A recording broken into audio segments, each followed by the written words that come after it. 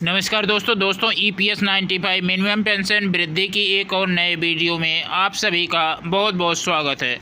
दोस्तों, देश भर के 78 लाख पेंशनरों की हुई बल्ले बल्ले। दोस्तों, भारत सरकार ने 12,000 रुपये पेंशन देने का किया ऐलान। सरकार ने EPS 95 पेंशन धारकों के लिए एक महत्वपूर्ण बदलाव की घोषणा कर दी है। दोस्तों, EPS 95 पेंशन धारकों की हुई मौज। पेंशन में 12,500 रुपये की हुई बढ़ोतरी। देखें यह नया अपडेट। सरकार ने कर्मचारी पेंशन योजना यानी 95 पेंशन धारकों के लिए एक महत्वपूर्ण बदलाव की घोषणा कर दी है। इस बदलाव के तहत पेंशन योग्य वेतन की अधिकतम सीमा को बढ़ाने की योजना बनाई गई है, जिसमें कर्मचारी की मासिक पेंशन में वृद्धि होना निश्चित है, क्योंकि वर्तमान समय में कर्मचारी पेंशन योजना 95 पेंशन योजना के तहत पेंशन योग्य वेतन की अधिकतम सीमा 15,000 रुपये रखी गई है। लेकिन दोस्तों, नए प्रस्ताव के अनुसार इसे बढ़ाकर 25,000 रुपये करने की योजना बनाई जा रही है, जिससे कर्मचारियों की मासिक पेंशन में 12,500 रुपये तक की बढ़ोतरी हो सकती है। तो चलिए आप सभी इस कर्मचारी पेंशन योजना 95 पेंशन बढ़ोतरी पर नया अपडेट जानते हैं। EPS 95 पेंशन योजना की मौजूदा स्थिति। कर्मचारी पेंशन योजना 95 पेंशन योजना एक महत्वपूर्ण पेंशन योजना है, जिसे 1995 में संगठित क्षेत्र में काम करने वाले कर्मचारियों के लिए शुरू किया गया था।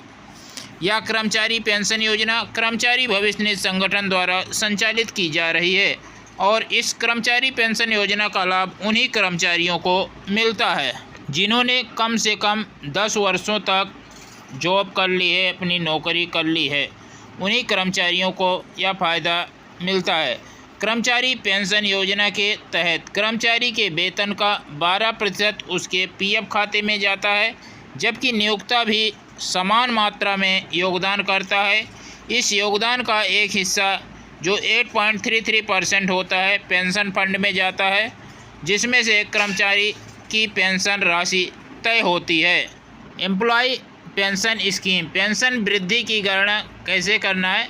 वर्तमान नियमों के अनुसार पेंशन की गणना कर्मचारी के अंतिम 60 महीनों की औसतन वेतन पर की जाती है। उदाहरण के लिए मान लिया जाए, अगर आपकी मासिक सैलरी 15,000 रुपये है और आपने 35 साल तक सेवा की है, तो उसकी मासिक पेंशन 7,500 रुपये होगी। गणना का फार्मूला कुछ इस प्रकार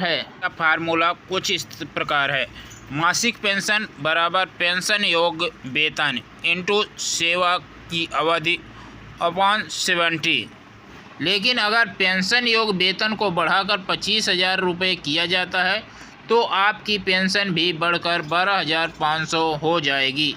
यह बदलाव कर्मचारियों के लिए एक बड़ी राहत साबित हो सकता है, खासकर उन लोगों के लिए जिन्होंने लंबी अवधि तक सेवा की है, अपनी नौकरी की है। उन लोगों को ज़्यादा फायदेमंद होगा। EPS 95 पेंशन उच्च पेंशन योजना की आवश्यकता क्यों। कई श्रमिक संघों ने यह मांग की है कि पेंशन योग्य वेतन की अधिकतम सीमा को 15,000 से बढ़ाकर 25,000 रुपये किया जाए। ये ऐसा इसलिए क्योंकि वर्तमान आर्थिक स्थिति में 15,000 की सीमा कर्मचारी की ज़रूरत को पूरा करने में असमर्थ है। इसलिए मांग की जा रही है कि अधिकतम वेतन की सीमा 25,000 रुपये की जानी चाहिए। तो दोस्तों, इस प्रस्ताव को वित्त मंत्रालय को भेज दिया गया है, जहां इस पर विचार किया जा रहा है। अगर इसे मंजूरी मिलती है तो लाखों पेंशन धारकों को इसका सीधा लाभ मिलेगा। Employ pension scheme. निजी क्षेत्र के कर्मचारियों के लिए भी राहत। कर्मचारी पेंशन योजना 95 पेंशन योजना के तहत न केवल सरकारी कर्मचारी बल्कि निजी क्षेत्र के कर्मचारी भी पेंशन के हकदार होते हैं। अगर आपने किसी प्राइवेट कंपनी में काम किया है और आपका PF कटता है, तो आप भी इस कर्मचारी पेंशन योजना का लाभ उठा सकते हैं। यह कर्मचारी पेंशन योजना संगठित क्षेत्र में काम करने वाले कर्मचारी के लिए है और इसमें शामिल होने के लिए कर्मचारी को 10 वर्षों तक नौकरी करनी होती है। रिटायरमेंट के बाद 58 वर्ष की आयु पूरी होने के बाद पेंशन मिलना शुरू हो जाता है। तो अगर मौजूदा नियमों के अनुसार देखा जाए तो 15,000 रुपये की पेंशन योग्य वेतन सीमा के तहत अधिकतम पेंशन 7,500 रुपये होती है। लेकिन इस पेंशन को बढ़ाने के प्रस्ताव के बाद अगर वेतन सीमा 25,000 रुपये कर दी जाती है तो पेंशन 12,500 हो जाएगी। यह बदलाव कर्मचारियों के लिए आर्थिक रूप से फ़ायदेमंद साबित हो सकता है, खासकर उन लोगों के लिए जो अपनी नौकरी की सेवा अवधि को पूरा कर चुके हैं। तो कर्मचारी भविष्य निधि संगठन ने फिलहाल उच्च पेंशन योजना की गणना की प्रक्रिया की घोषणा नहीं की है। पेंशन गणना की प्रक्रिया में परिवर्तन आने पर अधिक जानकारी उपलब्ध कराई जाएगी। वर्तमान में कर्मचारी और नियोक्ता दोनों की ओर से योगदान के आधार पर पेंशन तय होती है और इसे बढ़ाने के लिए कर्मचारी भविष्य निधि संगठन यानी EPFO नई गाइडलाइन जारी कर सकता है। दोस्तों, कर्मचारी भविष्य निधि संगठन में योगदान देते हैं और 10 साल की सेवा पूरी कर चुके हैं, वे पेंशन के हकदार होते हैं। लेकिन पेंशन का लाभ 58 साल की उम्र पूरी करने के बाद ही मिलता है। 50 साल की उम्र के बाद भी पेंशन ली जा सकती है, लेकिन इसके लिए पेंशन में कटौती होती है। आपको जो पेंशन 58 वर्ष की उम्र में मिलेगी वो पेंशन 50 साल की उम्र में नहीं मिल पाएगी। तो दोस्तों, इसलिए 58 साल की उम्र में ही पेंशन लेनी चाहिए। पेंशन से पहले नौकरी छोड़ने पर क्या होगा? अगर कोई कर्मचारी 50 साल से कम उम्र में नौकरी छोड़ता है तो उसे पेंशन के लिए 58 साल तक इंतज़ार करना होता है। अगर नौकरी की सेवा अवधि 10 साल से कम है तो पेंशन फंड का पूरा पैसा निकाला जा सकता है।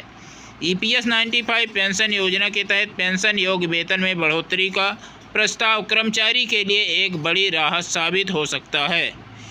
इससे न केवल उनकी मासिक पेंशन में वृद्धि होगी बल्कि उनकी आर्थिक स्थिति भी मजबूत होगी। यह बदलाव उन कर्मचारियों के लिए महत्वपूर्ण है जिन्होंने लंबे समय तक सेवा की है और अब अपने रिटायरमेंट के बाद अधिक पेंशन पाना चाहते हैं। कर्मचारी भविष्य निधि संगठन की ओर से आने वाले दिनों में और अधिक जानकारी दी जाएगी, जिससे पेंशनधारकों को सही समय पर सूचित किया जा सकेगा। तो दोस्तों, आपने देखा कि वित्त मंत्री जी को प्रस्ताव भेज दिया गया है। जो 15,000 रुपये वेतन रखा गया है उसे 25,000 रुपये करने का प्रस्ताव भेजा गया है।